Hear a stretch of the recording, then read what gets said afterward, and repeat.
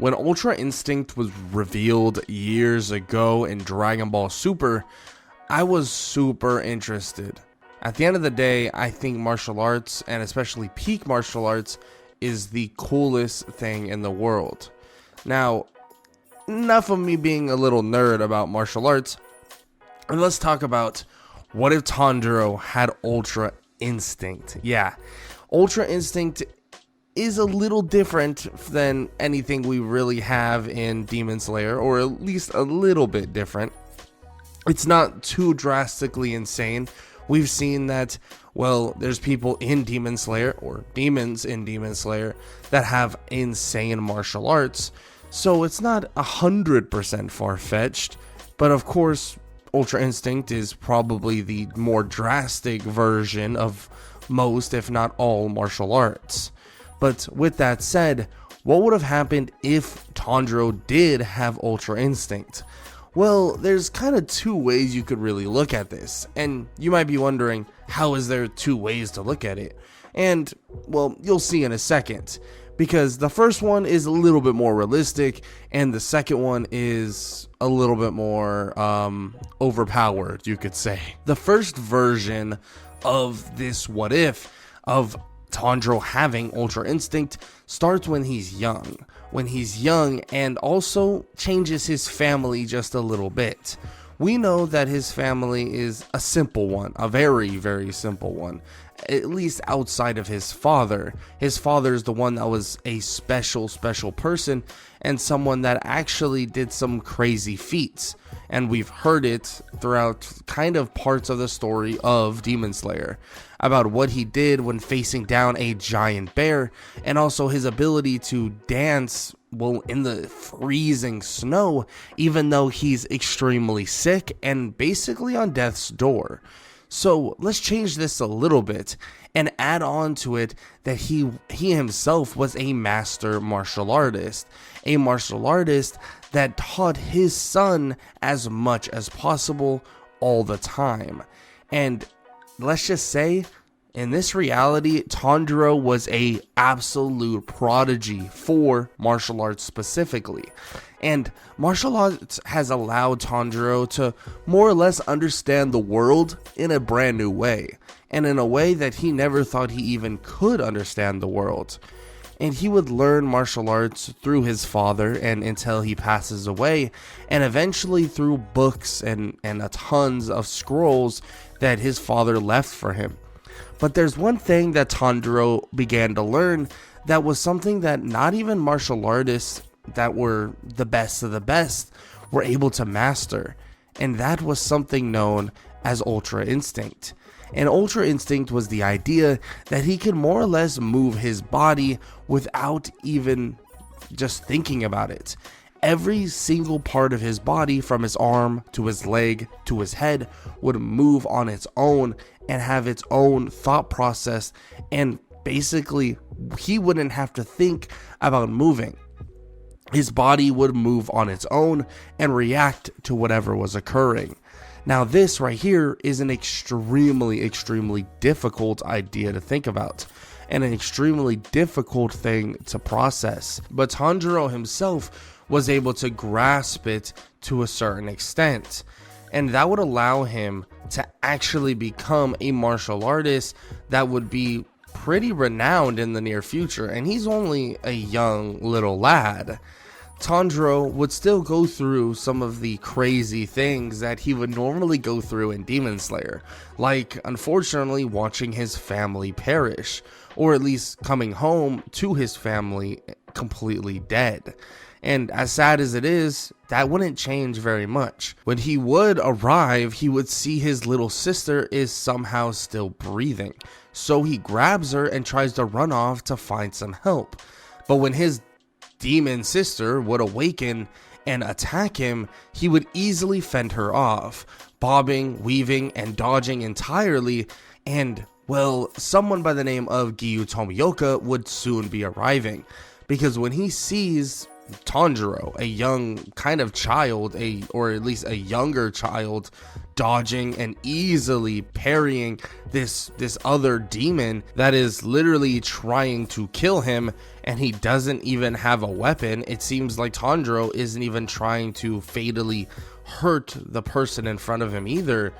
Giyu Tomioka would be extremely impressed, thinking that his level of martial arts seems to be drastically better than anything he's ever seen in his life, and eventually would swoop in to try and help Tanjiro, believing the kid can't hold out forever, so he needs to help him. And that is true, but Giyu would swiftly join into the battle, and he would more or less go for the kill on Nezuko. But Tanjiro would realize this and react, but it would feel as if part of his body would react on its own, but not solely on its own. It's kind of a hybrid version of Ultra Instinct. It's like he kind of understands Ultra Instinct, but he's not fully in depth in Ultra Instinct just yet. Tanjiro would be able to actually disarm Giyu Tomioka, a literal Hashira. A Hashira with insane skills that's been training all his life, and he's able to disarm him, telling him that that's actually his sister. And Giyu would actually be pretty shocked to see this, and he would tell Tanjiro that he's not going to kill her if he gives the sword back. He can't just sit here without his sword, and he needs to be able to at least kind of knock her out mildly. Tanjiro throws the sword back as Giyu would more or less knock out Nezuko. Now, this conversation, in my opinion, would go a little bit differently. Tanjiro has basically shown Giyu how much better he would be than in canon. He shows Giyu that he has drastic skills, and skills that have not been seen for absolute centuries. So he decides that he's going to take Tanjiro himself and bring him to the Hashira mansion. But here's the issue. He believes that if he does bring him to the Hashira mansion, that Nezuko would be killed swiftly by the other Hashira. So Giyu would actually tell Tanjiro that they need to bring Nezuko to his master, Urokodaki, and leave her there for now. He knows that that's not something he wants to hear, but that's the reality of the situation, because he needs to go to the Hashira mansion, and he needs to show the other Hashira what he's capable of, earn their respect, and then Nezuko can basically be okayed into the Demon Slayer Corp, in which Tanjiro is hesitant but eventually would accept this. They would meet Urokodaki and learn of how wise and actually how strong he really is. And eventually he would be okay with leaving her there with Urokodaki, because Urokodaki actually has a plan to make sure Nezuko doesn't actually hurt anybody. And that's a perfect thing to hear. And he tells him that once he has basically some kind of leverage with the Hashira, and once they trust him, he can come back and get Nezuko and protect his sister on his own. And that's accepted more or less, and Tanjiro and Tomioka would head off to the Hashira mansion. Now this is where things drastically change, in my opinion.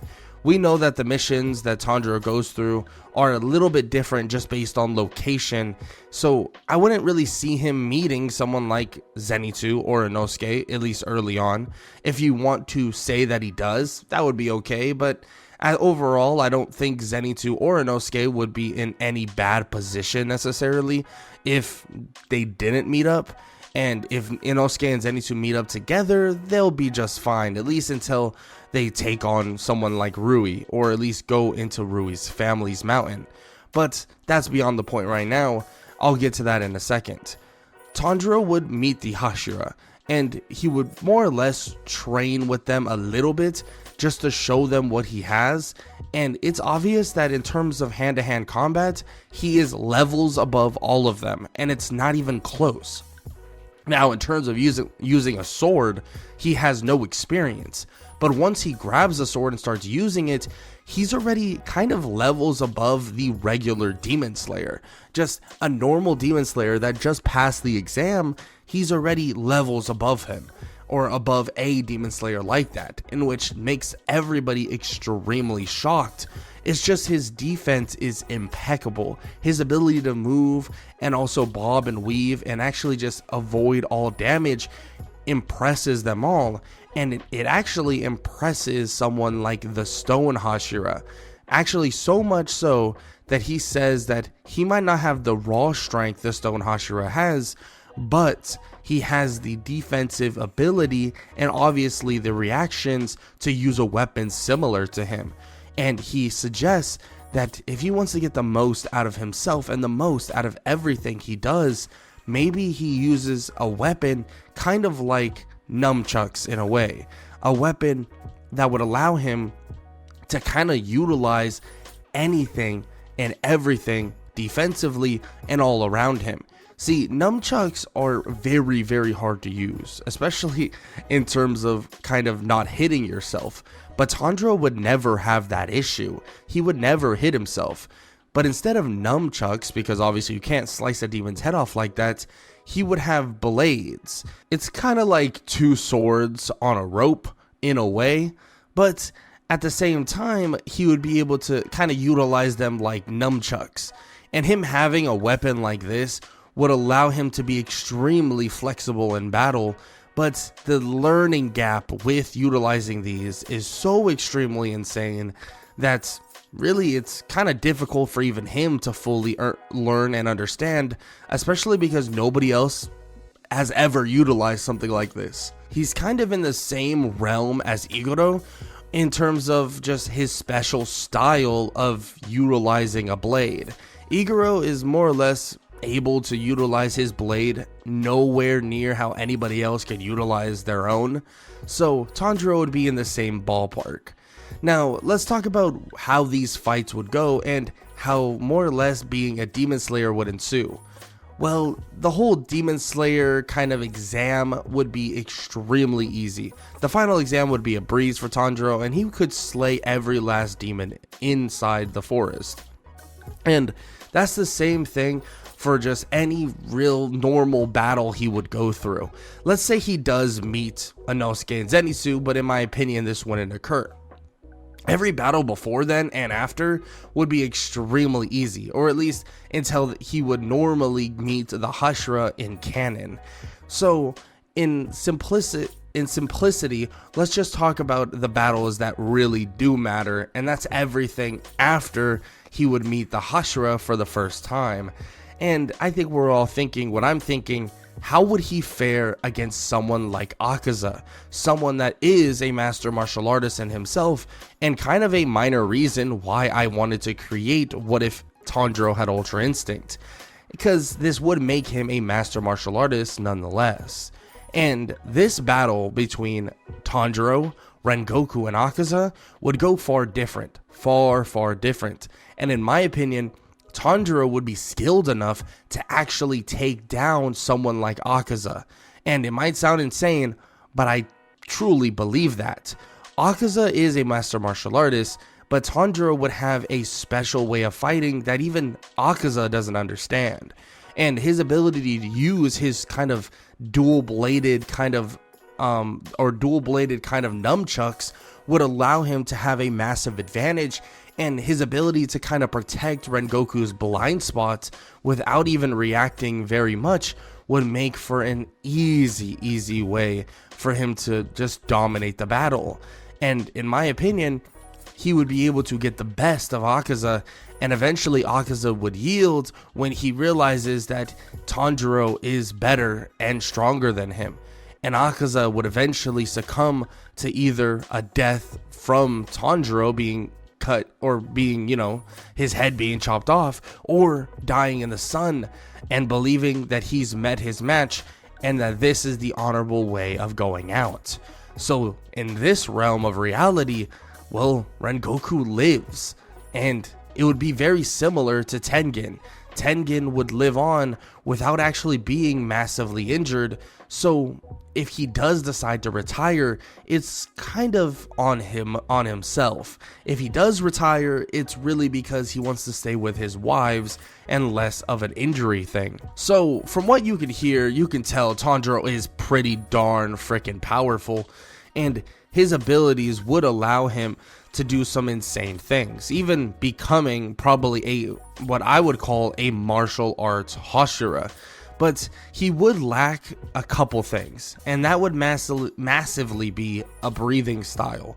Tanjiro not necessarily having a breathing style to the largest extent, or if he does, he would have a mild version of sun breathing, and he would have basically zero understanding of sun breathing to basically a minor extent. And the only reason why I say that, because I know he is a master martial artist, but he didn't really focus on that at all. He didn't have training with a water Hashira, and frankly enough, Tanjiro knows that he could rely on his martial arts. So when he would train with the Hashira, he would eventually get to the point where he could utilize sun breathing, or at least some sort of breathing between one of the Hashira. But even with that said, Tanjiro wouldn't be relying on his breathing styles as a demon slayer. Well, ironically enough. So once he does actually get to those techniques, and once he does start developing sun breathing techniques, well, he'll be even better in one-on-one combat. In my opinion, if he went one-on-one with Akaza, it would have been a very difficult fight that probably would have ended something in a draw, or even Tanjiro being wounded. But since Rengoku was there, he was able to actually use his martial arts to kind of get the upper hand on various occasions.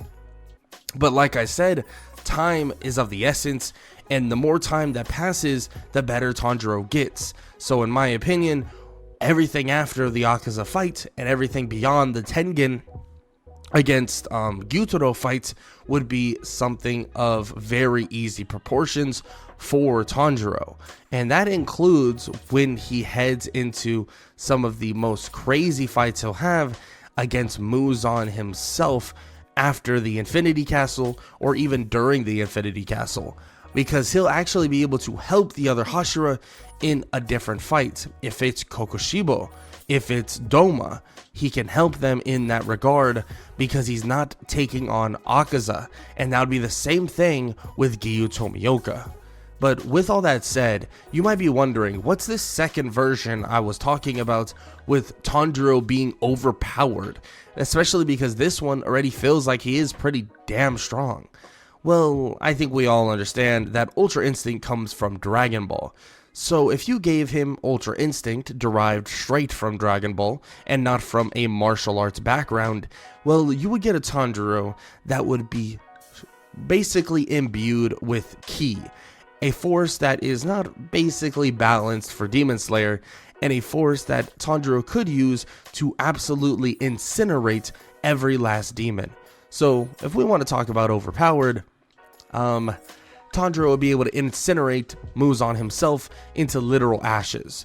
And there is no absolute knowledge of the idea of doing that. And what I mean by that is, if he does incinerate Muzan, we all truly believe, or at least in my opinion, I truly believe that if a demon is fully incinerated, even if it's not by the sun, they can't regenerate. Because what are you regenerating from? Demons need to have something to regenerate from, and we've seen this on multiple occasions. So if you evaporate them entirely, well, even without the sun, I mean, you're kind of doing the sun's job, in my opinion. Now, with all that said, those are the two ways I see Tanjiro having Ultra Instinct. What do you think about this idea? And, well, let me know what you think in the comment section below, how you would have done what if Tanjiro had Ultra Instinct. With that said, I hope you all enjoyed the video.